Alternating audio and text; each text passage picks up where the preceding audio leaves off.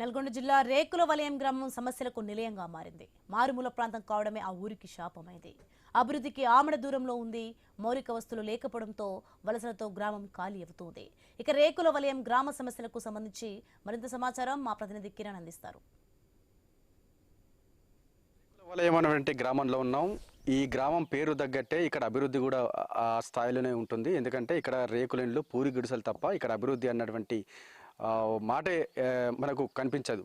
అయితే ప్రస్తుతం అయితే ఈ గ్రామానికి సంబంధించి మండల కేంద్రానికి చందంపేట మండల కేంద్రానికి 50 కిలోమీటర్ల దూరంలో ఉంటుంది. ఆ దూరమే ఈ గ్రామస్తులకు శాపంగా మారింది. ఎందుకంటే అభివృద్ధి విషయంలో మాత్రం ఇక్కడ ఒక స్కూలు ఉండదు, మౌలిక వసతులకు సంబంధించినటువంటి ఎటువంటి సదుపాయాలు లేవనేటువంటి ఆరోపణలు కూడా వినబడతా ఉన్నాయి. చాలా ఏళ్ళుగా కూడా ఇదే పరిస్థితి మనం చూస్తూ ఉన్నాం. ప్రస్తుతం అయితే ఇక్కడ ఒక స్కూల్లో ఉన్నాం. ఆ స్కూల్ సంబంధించి ఇక్కడ విద్యార్థులు ఉన్నప్పటికీ కూడా ఇక్కడ ఆ స్కూల్ను కూడా మూసేసినటువంటి పరిస్థితి అయితే ఉంది. అంటే అభివృద్ధిలో వెనుకబాటుతనానికి ఈ స్కూల్ని ఒక నిదర్శనంగా మనం చెప్పుకోవచ్చు. దీంతో పాటు మౌలిక వసతులు కూడా ఇక్కడ గ్రామంలో లేవని కూడా ఇక్కడ గ్రామస్తులు అయితే చెప్తా ఉన్నారు. మనం చూసుకోవచ్చు, ఇక్కడ గ్రామస్తులను చూస్తూ ఉన్నాం, ఇక్కడ చిన్న చిన్న పిల్లలను చూస్తూ ఉన్నాం. ఇక్కడ 5 సంవత్సరాలు 6 సంవత్సరాలు దాటిన తర్వాతనే కూడా ఇక్కడ స్కూల్కు వెళ్ళేటువంటి పరిస్థితి అయితే ఉంది. ఇక్కడ నుంచి స్కూల్కి వెళ్ళాలంటే, ఇటువంటి పిల్లలు వెళ్ళాలంటే చాలా దూరం, అంటే దాదాపు 50 కిలోమీటర్ల దూరం వెళ్ళాల్సిన పరిస్థితి ఉంది. కానీ ఇక్కడ కనీసం ప్రైమరీ స్కూల్ కూడా పూర్తిగా మూతపడ్డటువంటి పరిస్థితి అయితే ఉందని చెప్పొచ్చు. ఇక్కడ గ్రామస్తులు ఏమనుకుంటున్నారు, ఇక్కడ అంటే అభివృద్ధి విషయంలో ఇక్కడ గ్రామస్తులు ఏమంటున్నారు అనేటువంటి విషయాన్ని తెలుసుకుందాం. పెద్దమని చెప్పే మీ ఊళ్ళో ఎటువంటి అభివృద్ధి ఉంది? ఇక్కడ ఏం లేదు సారు, మీకు అన్న ఉంటే పొలం మీద నీళ్లు లేవు, పొలాల్లో గొడ్డు జీవ బతలేదు, అడవిలో చేలు లేవు, చేలల్లో ఉంటే కొంత కంప పొద్దున్న వేస్తే మనుబోతులు కడుతులు పందులు తినిపోతున్నాయి, ఏం అక్కర రావట్లేవు. కొన్ని ఇప్పుడు ఇంటి వాళ్ళకి వాడలేదు. ఇప్పుడు వర్షాలు వచ్చినాక ఇప్పుడు జాలు పట్టినాయి, అసలు ఇత్తు కూడా పంట చేతికి రావట్లేదు, అంత ఆగం పరిస్థితులు అయినాయి. మరి తాగటానికి నీళ్లు లేవు, ఉండటానికి ఇండ్లు కూడా తలం పెద్దగా లేవు, అన్ని కూలిపోయినాయి, కొంపలు కొంత కొంపలు కూలిపోయినాయి. ఇక్కడ ఉండటానికి ఏ అవకాశం లేదు సార్. అంత ప్రభుత్వం చెప్తా ఉంది డబుల్ బెడ్రూమ్ ఇండ్లు ఇస్తామంటారు, ఇందిరామ ఇండ్లు ఇస్తామంటారు. అంటే మీ గ్రామానికి సమయం లేదు సార్, మా గ్రామానికి ఎవరు ఇస్తలేరు, ఎవరు రావట్లేరు, ఎవరు ఇస్తలేరు. దాని గురించి మేము అంతా ఇబ్బంది పడి, మాకు చెప్పేవాడు లేదు, మేము అడగడానికి మాకు అవకాశం లేదు. ఈ అడవిలో పడి మాకు కండు కాక చెవులు మీద దాకా ఏదో పని పోవటం, ఇక్కడ వచ్చి తెచ్చుకోవటం, ఆ గూట్లో పడి సావటం అక్కడ దొరుకుతుంది సార్. ఏమింటికి ఆధారం లేదు. అడిగి పోతేనేమో పెద్ద పుల్లు పోరు, పందులు పోరు, గొడ్లు పోరు అవి జరుగుతున్నాయి. ఊళ్ళోకి వచ్చిన నీళ్ళు తాగటానికి నీళ్ళు పడిపోయినాయి, వర్షాలు కురిసి పంటలు పంటలేవు. పంటలు పంట కొడుకు పిల్లలందరూ దేశం పడిపోయారు. మేము ఉండి ఇక్కడ ఉండ ముసలి మొట్టోళ్ళం. అదే సార్ ఇంతవరకు జరుగుతుంది.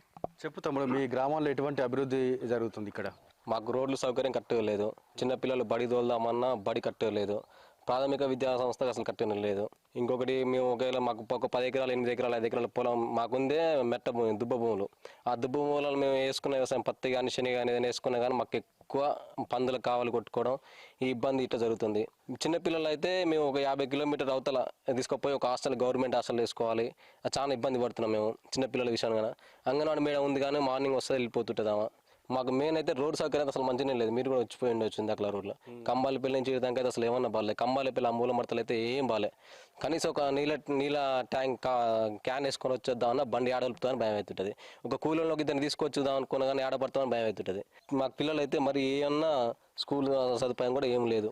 మాకు ఇంకొకటి ఏదైనా ఆపద ఫోన్ చేసుకుందామన్నా నెట్వర్క్ లేదు. ఫస్ట్ మాకు మా వాళ్ళు ఇప్పుడు ఎక్కువ ఇక్కడ ఏంటంటే ఆవులు కాసుకోవడం, గొర్రెలు కాసుకోవడం ఇట్లా ఉంటాయి. అడవిలో పోయినా ఆపద ఏదన్నా పెద్ద పులి కానీ ఇట్లా ఎలుగుబంటి కానీ ఏమన్నా ఉండి అవుపించింది పలానా కాడ అవుపించింది ఏదైనా ఫోన్లు చేసుకుందామన్నా, ఏదైనా ఒక వ్యక్తి ఒకవేళ మందు తాగిపోయి ఒక పాము కాటి ఏదైనా సందర్భంలో అయినా ఎమర్జెన్సీ తీసుకుపోవాలన్నా కూడా మాకు రోడ్ సౌకర్యం లేదు. మాకు ఏమైనా ఇక్కడ వెహికల్స్ కూడా ఏం లేవు. ఇక్కడ ఇట్లా గవర్నమెంట్ తరపు నుంచి అయినా మాకు రోడ్ సౌకర్యం కానీ వెహికల్స్ కానీ గవర్నమెంట్ తరపు నుంచి అరేంజ్ చేయాలని మేము కోరుకుంటాం. పెద్దమని చెప్పే ఎట్లా ఉంది మీ ఊర్లో, ఎట్లా ఉంది అభివృద్ధి ఏమైనా జరుగుతుందా? ఎట్లా ఉంది? ముగ్గురు అదేనాయా. ఎన్నేళ్ల నుంచి ఇట్లా ఉంది? మాకు ఎన్నాళ్ళు ఉందయా. ఇప్పుడు ఏముండదు, ఎప్పుడు వెనక నుంచి వచ్చా అగ్గిత పొలాలు ఇచ్చారు. ఆ పొలాలు జాలు బట్టి ఆ పొలాల్లో ఏం పండక అంతా వెళ్ళిపోయారు. ఏదో ముసలి వాళ్ళ ఉన్నాము. ఆ ఇండ్లు కూలిపోయే ఇండ్లు అయినాయి. ఆ ఇండ్లు లేవు, ఏ లేవు, జనం తట్టుకోలేకపోతున్నారు. సరే, ఇది ప్రస్తుతం అయితే మనం పరిస్థితి చూస్తా ఉన్నాం. ఇక్కడ విద్యా వైద్యంతో పాటు ఇక్కడ మౌలిక వసతులు కూడా లేవు అనేటువంటి అభిప్రాయాన్ని అయితే ఇక్కడ గ్రామస్తులు అయితే వ్యక్తం చేస్తూ ఉన్నారు. కనీసం ఇక్కడ రవాణా వ్యవస్థ కాదు కదా, ఇక్కడ కనీసం సమాచార వ్యవస్థ కూడా లేకపోవడంతో ఏమైనా ఇబ్బందులు జరిగితే మాత్రం చావే తమకు గతి అనేటువంటి అభిప్రాయం కూడా, ఆవేదన కూడా ఇక్కడ గ్రామస్తులు అయితే వెళ్ళబుస్తున్నటువంటి పరిస్థితిని మనం చూస్తా ఉన్నాం. ఇక్కడ మండల కేంద్రానికి సంబంధించి వెళ్ళాలంటే దాదాపు 50 కిలోమీటర్లు ఉంటుంది. ఏ చిన్న అవసరం వచ్చినా 50 కిలోమీటర్లు వెళ్లాల్సినటువంటి పరిస్థితి నెలకొందని కూడా చెప్తా ఉన్నారు. చాలా ఏళ్ల నుంచి ఇదే పరిస్థితి ఉందని, ఏ ప్రభుత్వం వచ్చినా తమను పట్టించుకున్నటువంటి పాపాన పోలేదనేటువంటి ఆందోళన వ్యక్తం చేస్తూ ఉన్నారు. ఇది ఇక్కడ పరిస్థితి. కెమెరామెన్ రాజుతో కిరణ్, ఐ న్యూస్, నల్గొండ జిల్లా.